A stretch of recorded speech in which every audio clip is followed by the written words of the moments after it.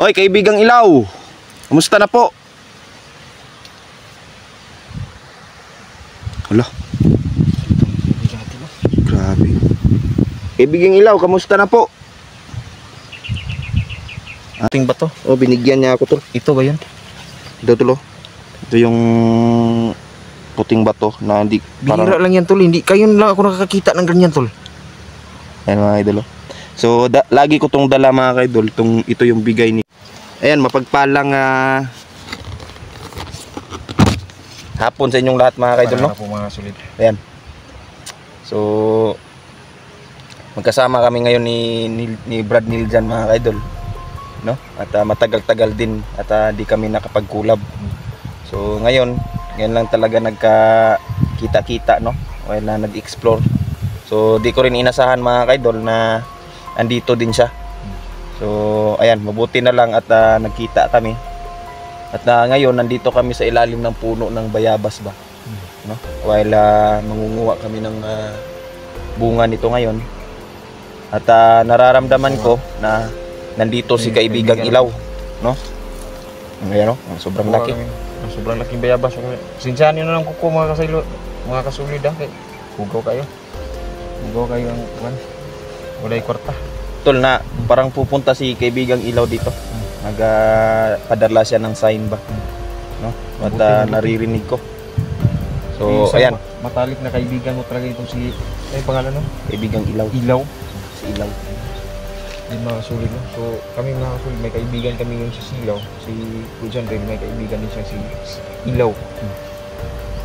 So ayan, antayin lang daw natin siya dito at mararamdaman daw natin yung tol pag andito na siya.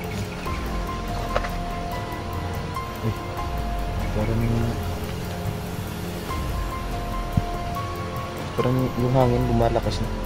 Oo. Ang ulan. Parang tingin yung ulan rin. Buti lang talaga. Lagi na record. Ilaw mga idol, no? Dito na si kaibigang Ilaw. Oy, kaibigang Ilaw. Kumusta na po?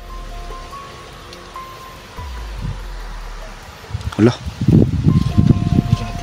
Grabe. Kaibigang Ilaw, kamusta na po? Sabi ni kaibigang Ilaw tol, okay lang daw siya tol. Ayan, at nagpapasalamat ako kaibigang Ilaw at dinalaw mo kaming dalawa. Kamusta na po yung sinabi nyo sa akin na si yung si Diwatang Erika. 'Di ba may ano kayo diyan? May sinabi kayo ni Diwatang Erika kaibigang Ilaw? Okay. Sinasabi ni kaibigang ni Diwatang Erika tol na ano daw, nagpapasalamat daw siya at kinamusta daw natin. Kinamusta ko kasi tol si Diwatang Erika. Magkaibigan ba sila ng Diwatang Erika tol? Oo, kaibigan na sila. Okay. Malakas din yung aura nito si kaibigan nating si Ilaw. Mararamdaman mo tol kasi yung hangin tol parang mag-stop ba, biglang mag-stop yung paligid tapos bigla siyang lilitaw. Yun yung kapangyarihan ng mga diwind tol. At itong si kaibigang Ilaw ay talagang napakalakas, hindi basta-basta, no? At talagang ano yung binabasa mo tol? Parang ano yan tol, orasyon? Oh. Orasyon. Labing orasyon na yan. Kanino galing yan tol? Ormete. Bradid Hori. Grabe. So ayan, sinasabi ni kaibigang Ilaw mga kaidol na mag-ingat daw kaming dalawa, no? At masaya siya at nakilala daw niya ngayon si Brad Niljan. Maraming salamat po kaibigan. Tol. Magaling tong kaibigan mo. Oh. Naririnig ko din yung boses. Baka sa ibang araw tol, dadalawin ka siguro niya. may bibigay daw siya na isang puting bato. Sige. At makakatulong yun sa iyo, tol. Meron ka rin yung puting bato. Oh, binigyan niya ako, tol. Ito ba yun? Ito, tol. Ito yung puting bato na hindi Bihira lang yan, tol. Hindi kayo lang ako nakakakita ng ganyan, tol. Ayan, mga idol. So, lagi ko tong dala, mga kaidol. Ito yung bigay ni kaibigang Ilaw, no? Panguntra yan, panguntra. No, sa mga ano to, Mga hilo-hilo, mga kuan. yung mga masasamang ano to, ngirian na dumadaloy ba. Ma-defend niya yung katawan natin, tol. Kaya lagi ko talaga tong dala, tol. Binabalot ko sa puti na tila ba. Yan. Kaibigang Ilaw, matanong kita dun sa batang nalunod ba? Na ano mo yun, tol? Yung batang nalunod. Kuan yan, tol. Marami yung nagtatanong din sa akin yan. Wala lang akong oras na makapagtanong kasi sa sobrang kabisihan natin, mga alaga natin. Yung ano, kaibigang Ilaw, yung espiritu ng bata.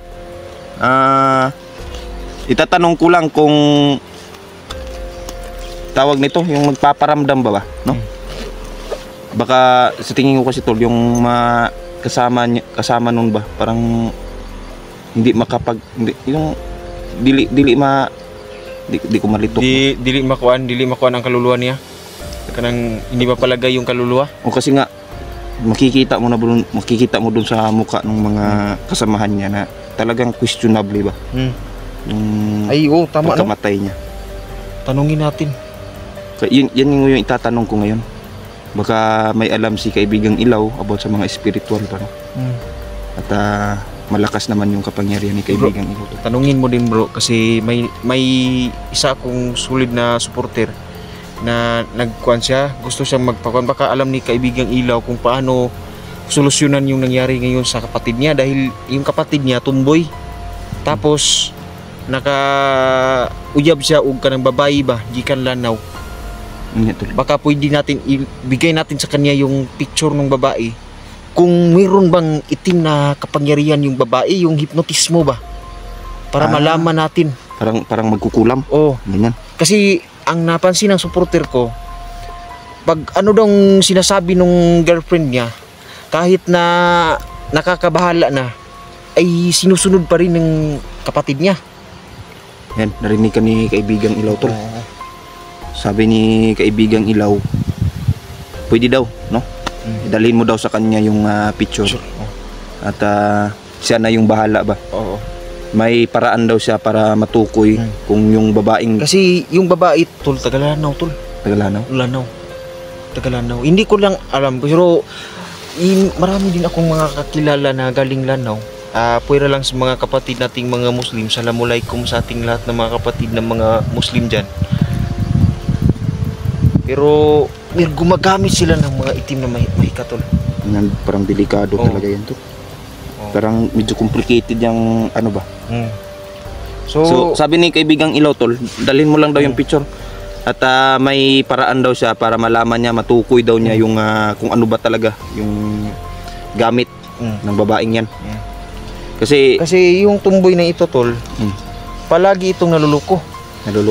Dahil ilang bisis na itong nakaka-girlfriend. Yung isa nga, girlfriend niya, binabilhan siya ng baka. Kaso yung baka, ginamit para magpakasal sa tunay na lalaki. Parang naging scammer ba? Scammer rin.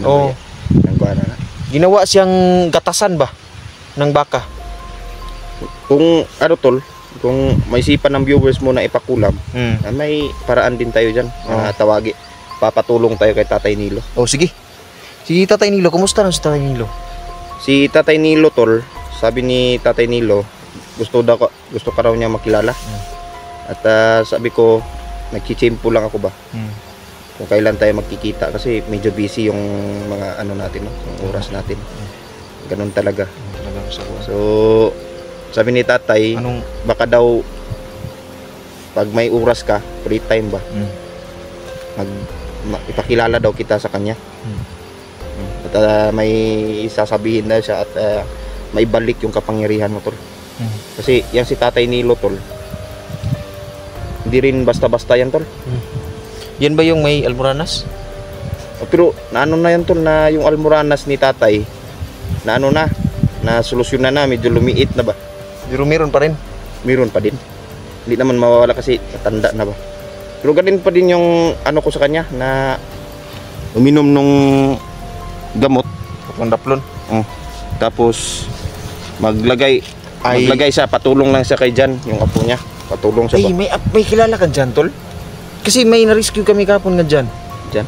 Oo, pangalan. Nawala yung kidney. Bata. Medyo, hindi pa na, mga 30 years old naman yun. Kaya si Jan, bata pa yan. May sinabi si kaibigang Ilaw tol. Sabi niya, yun daw batang lunod, masasabi niya daw doon, ang espiritu daw nun, hindi pa daw ano ba? Hindi yung nag-alingas na. Hindi matahimik. Hindi matahimik yung espiritu. Kasi nga daw talagang questionable daw, may gustong iparating yung bata ba. Pero hindi na niya magawa. Yun yung sabi ni kaibigang Ilaw. Buti na lang talaga na kuha na yung bata. Okay. Yan. So, ayun mga ka-idol, no? Tol, sabi niya, mga ilang araw, baka dalawin ka niya. Sila. At kaya kaibigan, pasensyahan mo na, hindi ako nakapaghanda.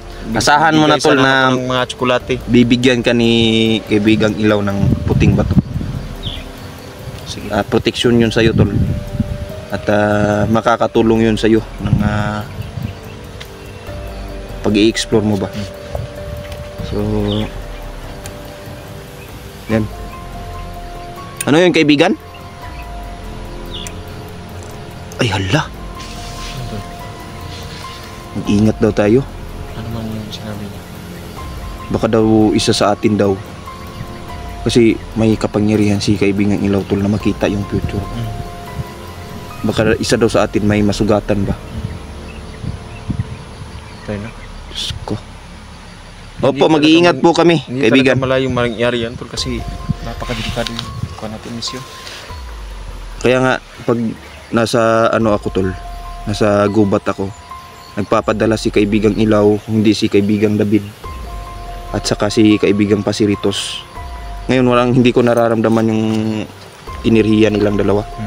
Ni kaibigang David at saka ni kaibigang Pasiritos. Pero ito si Ilaw, palagi mo itong abay. O laging nakasubaybayan tol.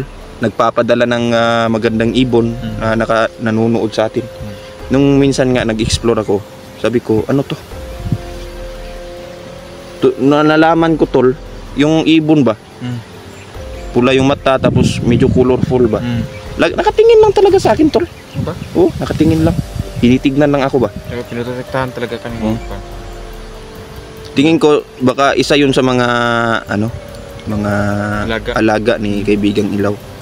Yan, maraming salamat Kasi sa iyo. magkakilala na din sila ni kaibigang David eh. Maraming salamat sa iyo kaibigang Ilaw na liwanagan yung mga isip namin sa mga katanungan namin.